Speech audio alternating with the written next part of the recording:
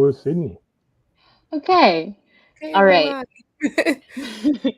Okay, so hello everyone. Welcome to SNMA's Diversity and Medicine panel hosted by Multicultural Affairs. My name is Juliana Tapia, and I am one of the chairs for the Multicultural Affairs Subcommittee. Myself and my co-chair Kafaya will be acting as moderators for tonight's panel. And we want this to be as interactive as possible, so feel free to drop any questions in the chat to supplement the ones that we've already prepared. So in celebration of Hispanic Heritage Month, we wanted to share our panelists' journeys into becoming accomplished physicians in their respective fields and how their heritage has influenced their medical practice. Hello everyone. My name is Kafayat Kareem and I am the co-chair for SNMA's Multicultural Affairs Subcommittee. Before we get started, I just wanted to take a moment to thank all of you for your attendance as well as our esteemed panelists. Tonight we have Dr. Carlos Zambrano, Dr. Lourdes Dominguez, and Dr. Susana Morales. I also wanted to briefly mention that Dr. Zambrano will have to leave a bit early for another event.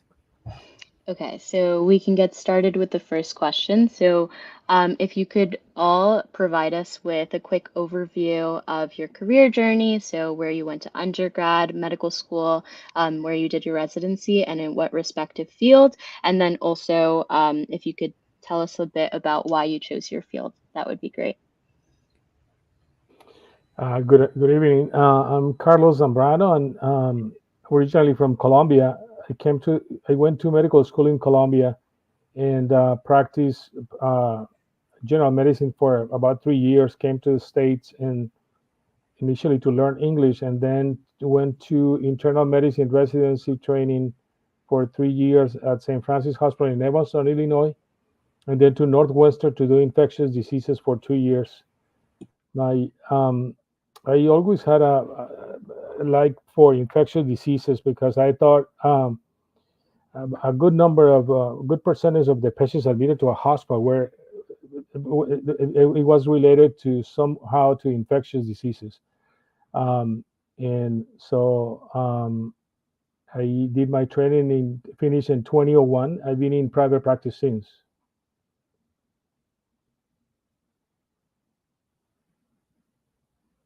Thank Sorry, you. sorry, I'm getting used to the muting and unmuting. I'm Lourdes Dominguez. I was born in Cuba. My family immigrated to the United States when I was 2 months old. And I grew up in northern New Jersey. I attended Barnard College, and then I went off to Columbia, now Vagelos PNS, College of Physicians and Surgeons of Columbia University. Um, I uh, I loved pediatrics and family practice and psychiatry, and ended up choosing psychiatry. I trained in psychiatry again. I stuck around at Columbia, so New York Presbyterian Hospital slash New York State Psychiatric Institute slash Columbia University for psychiatry residency. I became chief resident, and then, surprise, I stayed at Columbia and worked with the community. I started off in the CPEP, the Comprehensive Psychiatric Emergency Program. Then I was in the Hispanic clinic for a number of years, the general adult clinic, then inpatient. I ended up doing consult liaison in the last few years, and now I'm doing private practice. Hi, everyone. Thank you for inviting us. And it's, really important to reach out to our med students and pre-meds and everyone else interested in medicine. My name is Susana Morales. I am a primary care doctor, general internist at New York Presbyterian Weill Cornell. I am a native New Yorker. I grew up in the Bronx. My family is Puerto Rican. And I grew up my parents were involved in the community health movement, which definitely influenced my career journey. I became interested in potentially being a doctor, probably as a high school student, and was a Harvard undergrad and a Columbia medical student. Lourdes was my roommate in medical school for 3 years. We, incredible that we survived medical school, but anyway, we'll leave that point. I decided to be a primary care doctor, a general internist, trained at Columbia, stayed at Columbia as faculty, and then came to Cornell about 25 years ago. I'm the vice chair for diversity in our department, and I'm an associate program director in our residency program. And I run our diversity center of excellence, which is part of our Cornell Center for Health Equity, because I'm very interested in issues around health equity, access to care, community health, public health, etc.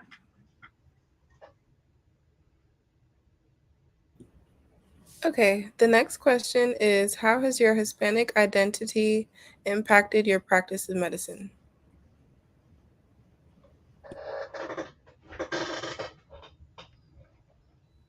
My Hispanic identity has had a great influence because I go to a couple of hospitals in Chicago with one of them has a large Hispanic population, and I do see in my office a good number of Hispanic patients. So, being Hispanic myself, it is very easy to understand um, culturally and everything, speaking the language and also understanding the nuances of the Hispanics. So it is great for both of us, for the patients and myself, to be able to understand in detail what exactly the complaints are and how best help them to achieve a healthier lifestyle. So, as an immigrant and in an immigrant family, both of my grandmothers came to the United States, and neither of them, they took a million lessons, but neither of them could ever learn English. And I lived in a Hispanic community. So I became like the little tiny translator. I'm also short, so it's a little translator in many ways. And I saw all the miscommunications and all of the misunderstandings, the cross-cultural conflicts from a very young age.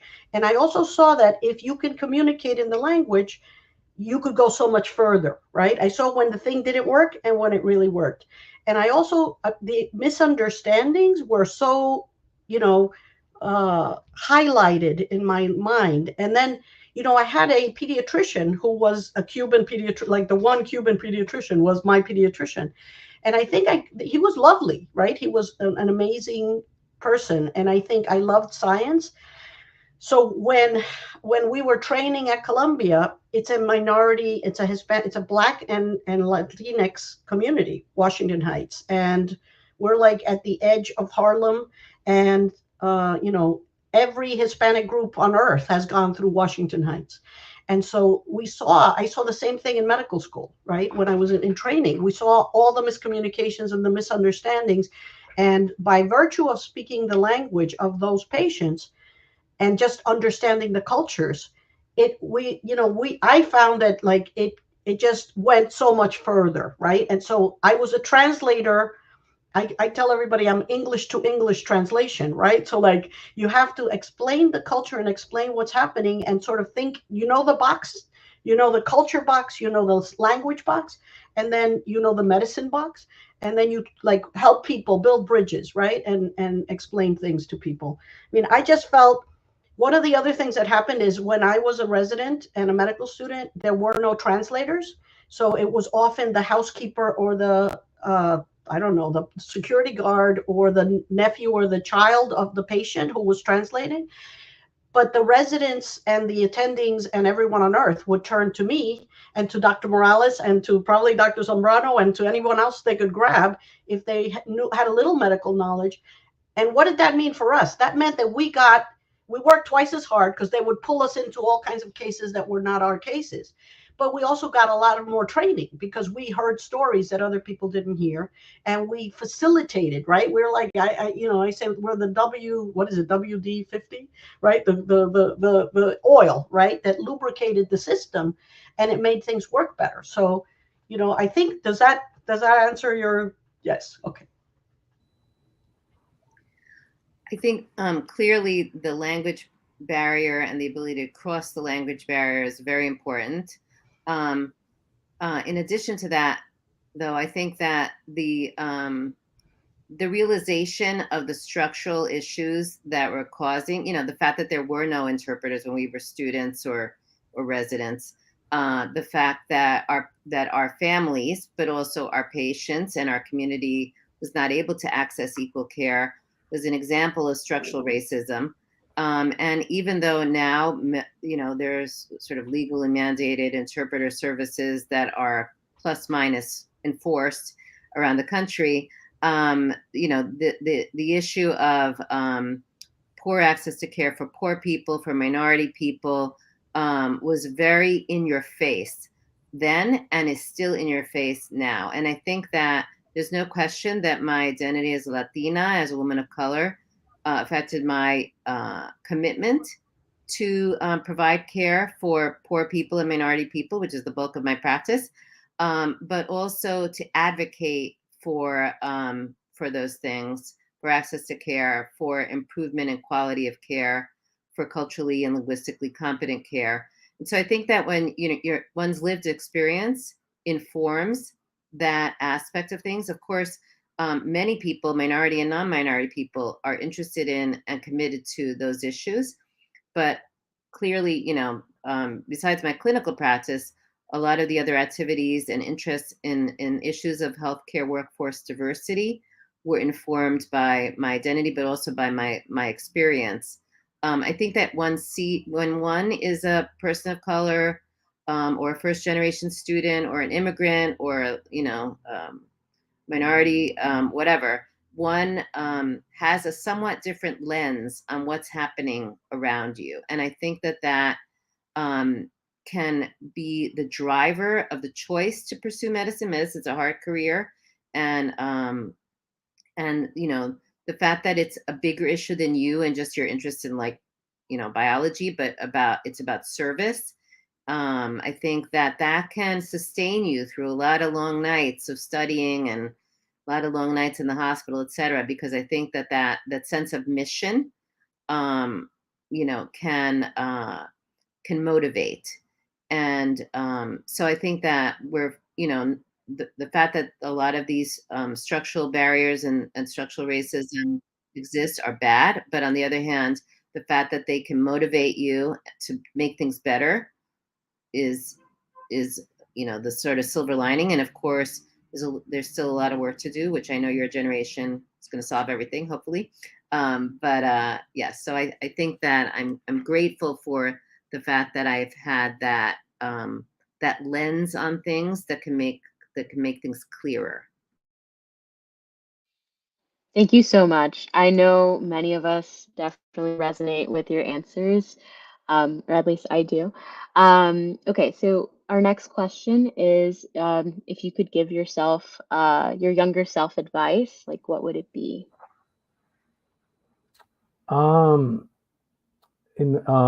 Perhaps I could be more interested in learning more about leadership and communication skills, things like that are gonna serve you better later on in life. I had the opportunity to be, so I go to a couple of hospitals. One, I said a bigger one, 80% population is Hispanic, 20 other races and ethnicities, and a smaller one in an underserved community, 80% of that population are Blacks and 20% others. At that hospital, I've had a chance to be the chief medical officer for a year and a half until recently, and now the VP of physician affairs and things like that. So all those things help you grow as a physician and as a person as well, and also give you the opportunity to open the doors to others. But you are not ready because I tried to do a master's in public health at some point at Northwestern, but still I feel that you need more training. Sometimes people in those leadership positions need to do an MBA, things like that. But starting with little things earlier, like communication skills, leadership skills, or courses, things like that give you a foundation would be better.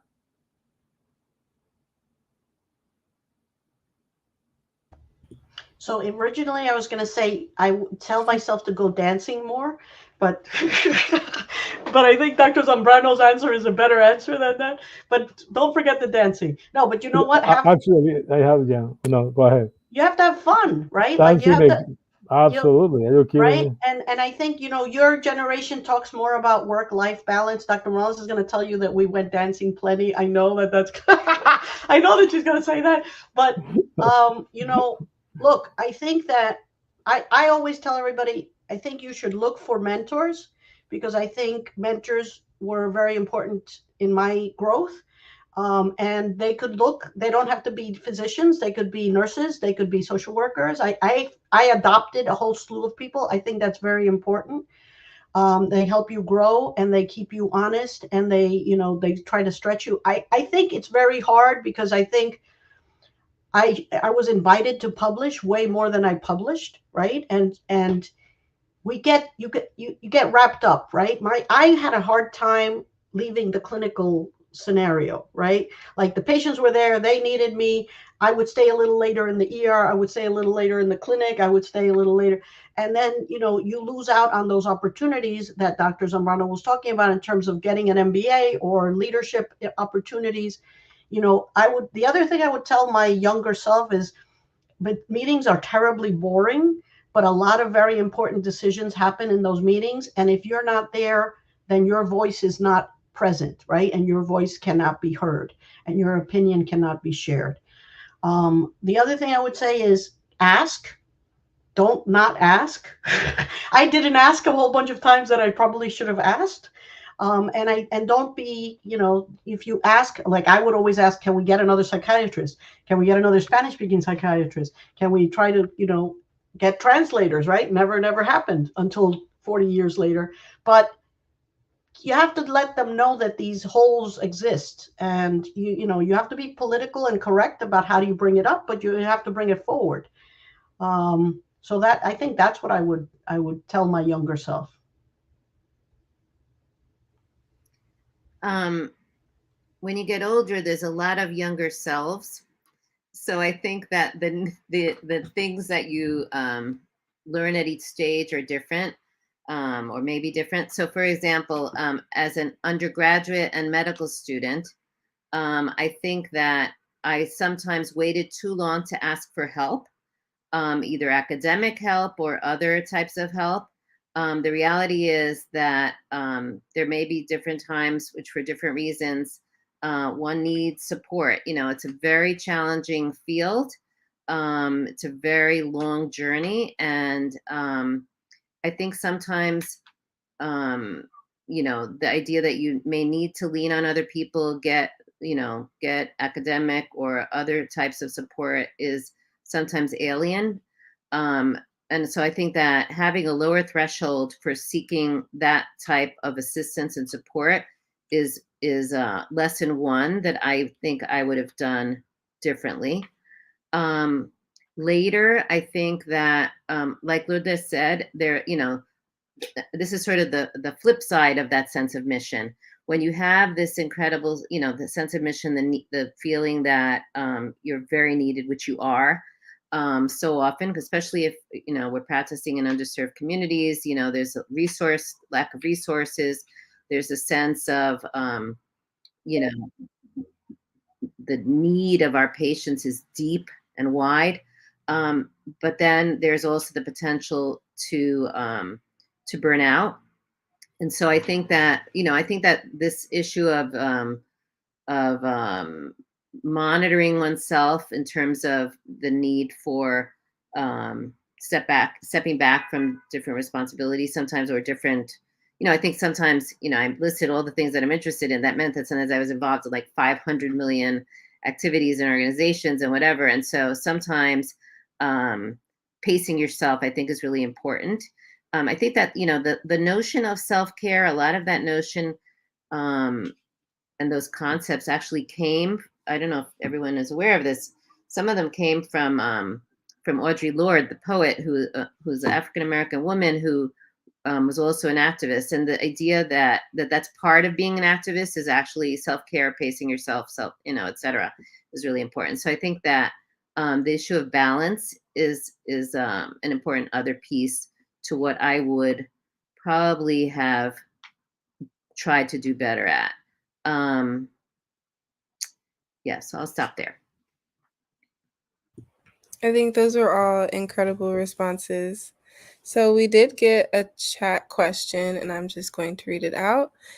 It reads, how do you set boundaries with colleagues who seek aid with translating or caring for their Spanish-speaking patients without feeling like you're neglecting their patients?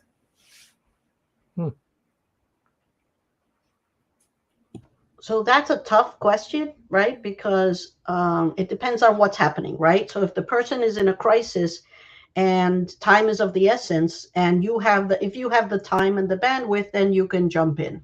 But if you're feeling like being a physician, or you're being a medical student is being discarded, and they really need a translator. I mean, if there's like at our hospital, there used to be there you had access to reserve a translator if you needed to reserve a translator, an in-person translator, but most of it was a service that you could connect to, right? And so you had to find this headset, you had to wheel this machine into the room, and then it was pretty easy, because there was a patient who had a dialect from Mexico, and like there were like 400 people in the world that spoke that dialect, and we found the translator in service that could do it.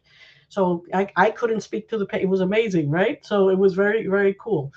But I think sort of selling them on, listen, I can help you this time, because of this crisis, but there is a system, and this is the system, so you could use that the rest of the time. I think that's part of the, thing to do, right? And I was the head of an inpatient service, and my doctors were often being pulled by the non-Spanish speaking doctors to do that instead of using the translation service, because the translation service would take 5 more minutes, right? And it's not the same as a human that's standing next to you. So I think that you have to use your judgment is the short version of the answer. But I think you also have to serve as an educator and remind them that you're a physician and you have other things, or a medical student or whatever, you have other things to do, and they can get help in other ways. I would just add that that I've actually trained people about how to use interpreters, because it's actually not always that straightforward. And so depending on one's role, that's something that either one can do if one knows how to do it, or request be done. Because I think that training our medical students about, the interesting thing for me, one of the interesting things for me has been, so many of our patients are Spanish speaking. I speak Spanish, so I didn't have to use an interpreter for the Spanish speaking patients. But then sometimes I've had non-Spanish and non-English speaking patients. And so suddenly I had to use an interpreter, and it's not that easy. And it does cause anxiety because you don't want to miss anything. So it's been humbling and important to realize that it's, I think I was a little bit judgy sometimes about people, that it is complex. So, as students, that's something that one can also advocate for in the school, is that should be part of the curriculum. How do you work with interpreters using their linguistic knowledge and their cultural knowledge? Because frequently that's something, they're not just like a magical tape recorder. They can actually provide you with information sometimes, and cultural understanding. So, it changes the level of, potentially of sophistication that, which is why it's not really a translator, it's an interpreter. They're interpreting what's going on. So it's actually a very interesting area. Yeah. Thank you so much. Okay, so now we're going to touch on a topic that we kind of did previously. But so how have you maintained a work-life balance throughout your healthcare journey? And how has this shifted as you went through undergrad, medical school, residency, and in the present?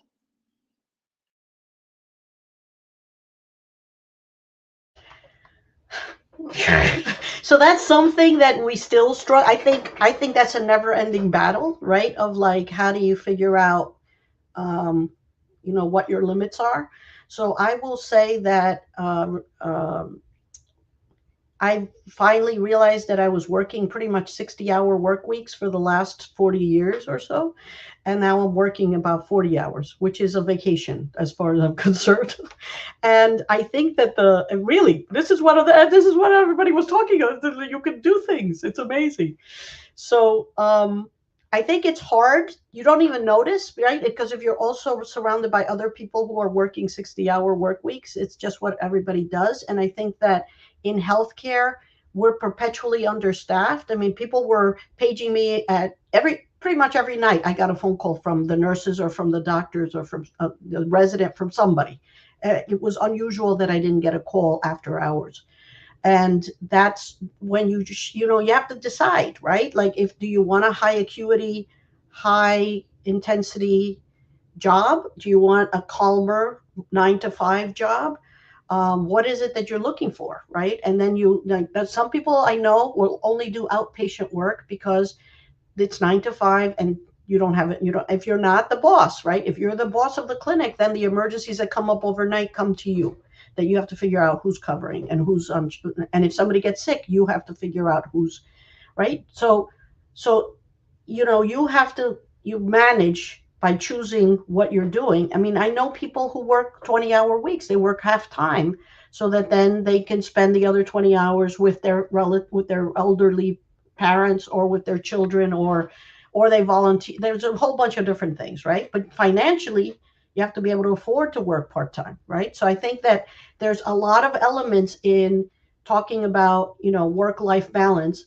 And some of this too, this is the other thing I would say, that in the process of getting to medical school, we all become soldiers, right? You have to block out everything and study calculus, and block out everything and study biochemistry, right? Block it out and keep going. March, march, march. And I think when you're in residency, it's the same thing, right? Half of the time we didn't even realize. I joked that I had a residency hydration program. So every time we had a meeting, I would bring 4 cups of water because we didn't drink. Right. And so we would sit, and that was the Dominguez residency hydration program. And listen, if you drink, then you have to pee, then that takes more time. And we didn't have time. So I think you do lose touch with your body and hunger and thirst and your own and need to rest. And I think remembering that and trying to reconnect is really, really important. Physical exercise still, that's really crucial, right? Looking at the sky and walking outside, right? You're like in a submarine when you're on call. You're like and you have a mission, right? So I think that it's an ongoing struggle. I think that as you rise, as you become more distant from your training, you have more flexibility and more choice. And you have to keep it in mind, right? That what do you want to do? I mean, I was talking to somebody the other day, and I said, and as I said to you guys, I could have published more, but if I published more, I would have baked less cookies, right, with my kids. And so you decide what I went for the cookies, right? And so doesn't mean I was also on the boards, right? I was a national board examiner, so I traveled around with and that was amazing and incredible experience. I think, when we talk about how do you feed yourself, right? You feed your soul. To me, being with other colleagues, especially like-minded colleagues, was an incredibly helpful thing, right? Because then you're not just providing care to patients who need you, you're also growing as a clinician and as a physician with your other people who share your view and your vision.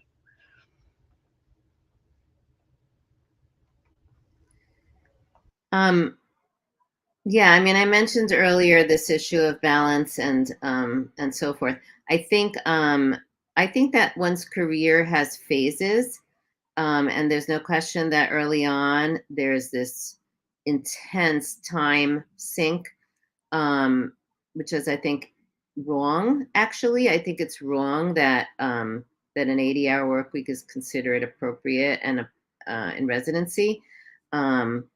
Most residencies still, there's some residencies actually that have mandated fewer work hours actually. But when we were residents, it was like there were no limits initially, and it was like 120 hours or something. It was crazy.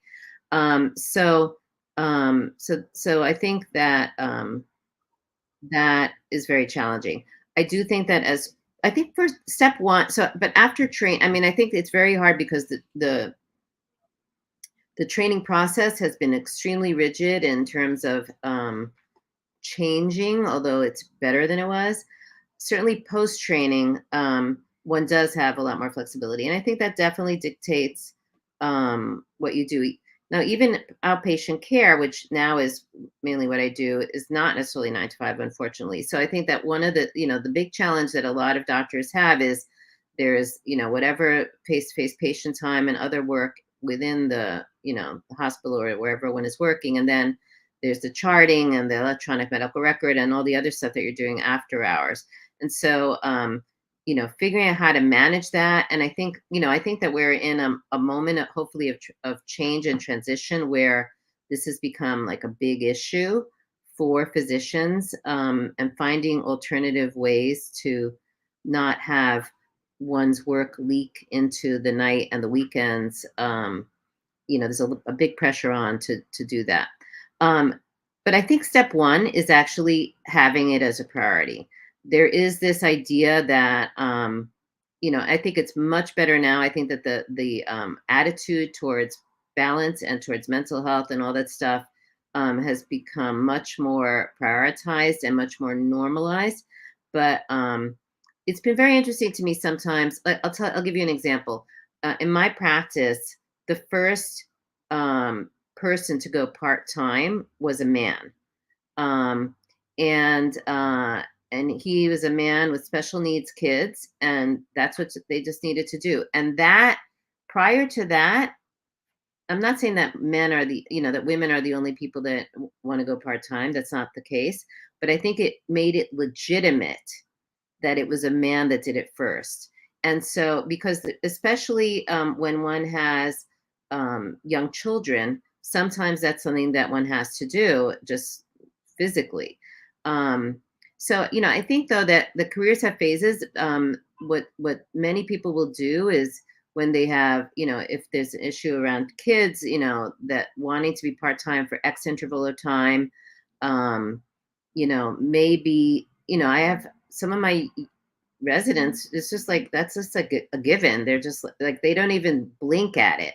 And so I think that having the idea that there are different ways to construct your days and your week so that you can have kids, you can have a partner, you can have a life.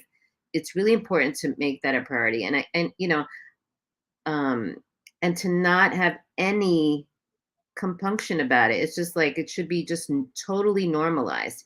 And I don't think that that was the case when we were coming up. And I do think that it's much better now. I do agree, though, that the financial pressures sometimes make that a little bit more difficult, but not always. It really depends on one's workplace, one's field, etc. Yeah. So, but making it an equal priority to all the other stuff is the first step. I think these are all great points, and both of you did touch a bit on work environment and working conditions. So our next question is, what are some of the key features of a supportive and inclusive learning and working environment?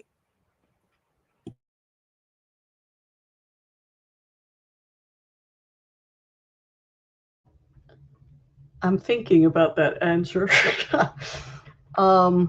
Well, I think I touched upon the mentors part. Like, I think you have to find on other brains to pick up your ideas, to help you develop your ideas, and to have other ideas. I think that's very important. I also think, I talked about having common goals, right? And having a common mission. I think that, some of the most difficult conversations I had were, I was in charge of an inpatient unit, and many of the patients in the inpatient unit were undocumented or homeless or had a history of substance use. And there was a lot of judgment from the certain staff about the patients. And so I spent a lot of time saying, do not call the patient nasty. And so, I think you have to do a lot of education to help staff become more supportive and become more understanding and become more compassionate, especially when there's stigmatized groups and stigmatized conditions, right? I think that, the ideal situation. Look, I went to this hospital in Iowa, believe it or not, and it had light and a courtyard and a meditation room for the staff, and and the nurses and the security guards were, hello, how can I help you? And so it's, when you're in a supportive, nurturing, and enhancing environment, it and you feel it. I think the trick is, we're always in a situation where there's not enough resources and we're understaffed. I mean, they had gotten this billion, I don't know how long, enormous grant from a donor who created all of those lights for these people, right? And most psych units are not well lit, and you don't have outside access, right? So creating that, right? That's the trick, I would say. And also just wherever you are, one of the things I mentioned before is that I think that connecting with other people, like national conferences and even local conferences and other ways of connecting with other like-minded people, is really, really essential, because it feeds you. Dr. Zambrano also talked about like continuing your education and learning leadership and communication skills. I think that also empowers you so that you can create the change that you think needs to happen. I think this is a really important question, because I think I conveyed that there were times where I did not necessarily seek support, but I mentioned that as a goal. But actually, the other piece of that pie is, did my environment offer enough support? So I think it's actually, I may have just engaged in something that I don't want you to engage in, which is assuming that the problem is you rather than the structural issues and the the problem around you. So step one is analyzing your environment. Is it me, or is there a structural problem? Frequently it is a structural problem. Like I mentioned, 120-hour work week, blah blah blah blah. I think that the recognizing, sometimes there are times where you're going to encounter a toxic environment, and there may be an interval time that you really don't have a lot of power to deal with it. But you know what? I think that frequently one does have the power to deal with it, especially as a group. So if students I think frequently feel disempowered, but actually student morale and student opinions matter a lot. And part of that is because the Liaison Committee on Medical Education, LCME, asks students about their experience. And if students are miserable, that is a problem for the medical school. So actually, you have power to influence things. And I think deans and other leaders want to know what's happening with students, and want to make their students happy. So doesn't always feel that way, but I do think it's true. And most people don't, are in medical education because they love students, actually. So so that's something, one thing to realize is that if you're feeling that your environment is not adequately supportive, that one can reach out.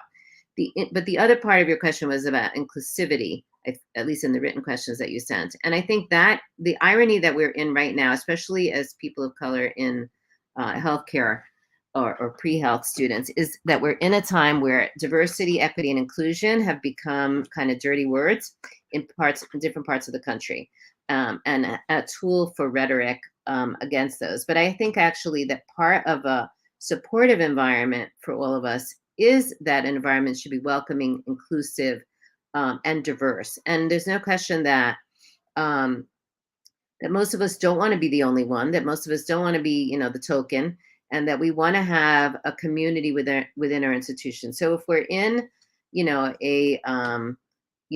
some of us may be in an HBCU or in a, largely Latino institution, whatever, but many of us will be in a place with we were not necessarily the majority. And so having within that place an environment that welcomes us, that we have a community, that we're not isolated, is really important. And then, there may be things that have nothing to do with that, but that's, you just have toxic people around you. And I think realizing again that there are just some people that are jerks, and maybe that's not the place that you should work, is another thing. Because I think that sometimes people think, oh, there must be something wrong with me. But if you're the gold standard of normalcy, which I think you are, then you can realize that actually sometimes it's a toxic work environment for whatever reasons, and whether it's the structure or the people, and that sometimes you need to move. And for me, that was something that I delayed in realizing, but that there are many places that you can work at and find greater happiness. So finding and creating communities wherever you are, I think, is the last thing I'll mention. And an organization like SNMA is a good example of that. Sorry, we have like major ambulance action happening out there. One of the things, we had a Black and Latin student organization, which is at Columbia, which is an SNMA and an LMSA chapter now. And that was really, really important for us in terms of surviving and thriving in medical school, because we had that group of people that knew what we were, of course we were friends with many other people in our class and so forth, but it was important to have a group of people that could share that experience with us. So wherever one goes, I think it's important to look for your folks that share your values, that share your background, and there may be, one of the other questions that you guys sent to us was about your different identities. We have identities, may have identities as women, as people of color, as LGBT people, and so there may be overlap there, but there may be, the different parts of yourself that you need validated. And so, those different identities can actually, seeking community for those, and support and validation for those different parts of you, actually can help you thrive.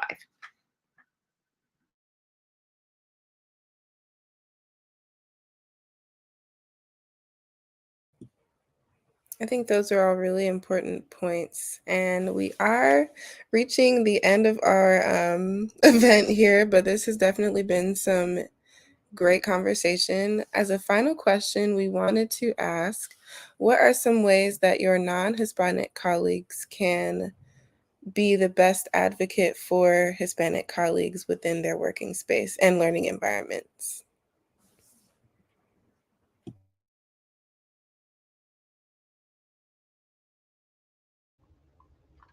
Well, I think, I talked about like the role of translation cross culture.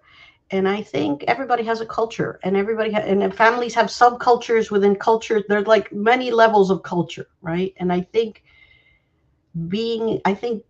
those who are mindful that there's, there's many ways to approach the universe, right? And that it's not right and wrong. It's just, there's adjustments and there's differences. And I think that support is very, very valuable. I think, making few assumptions, I would say, right? And I think that, I think, look, the biggest thing I would say is just checking in. How are you? How's it going? And how do you feel about this? And, we saw, Dr. Morales and I, many, many, many terrible things in our training, many very, very, very bad things that still resound. And I will tell you, there were things that I should have spoken up about that I don't think I spoke up about enough.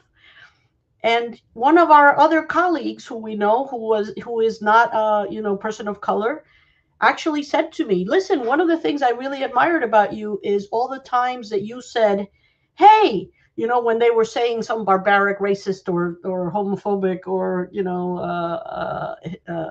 anti-Latinx thing, you'd say, hey, you know, those people that you're saying, those people, those are my people. And so I think that, you know, the ones who said, hey, you know, good job, go for it, keep it up, you know, fight the good fight, you know, speak the words, right? You know, I love that Dr. Morales mentioned Audre Lorde, because I think Audre Lorde is amazing and brilliant and visionary. And she was poet laureate of New York State. They actually named her poet laureate. And if you haven't read her, read her, because I think that, you know, we need all the inspirations we can get, right? And there are words that echo when you're in a bad place. And I think that our, you know, non people of color colleagues play an enormous role in uplifting and supporting and continuing our nurturing.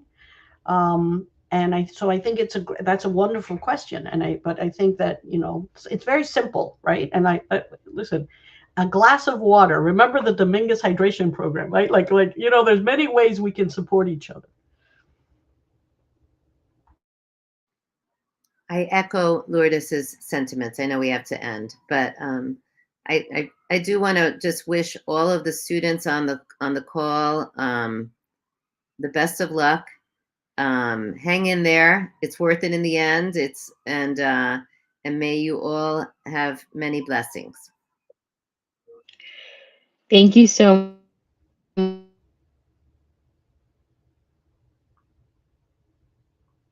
Something happened. She zoned out. Maybe you should sign out. Yeah, I think we're having a brief technical difficulty. So sorry about that. We just wanted to thank everyone for joining us this evening. Thank you so much, Dr. Dominguez and Dr. Morales, as well as Dr. Zambrano, who left us earlier. We hope this was an enjoyable experience, and we wish you all the best of luck in your personal and professional journeys.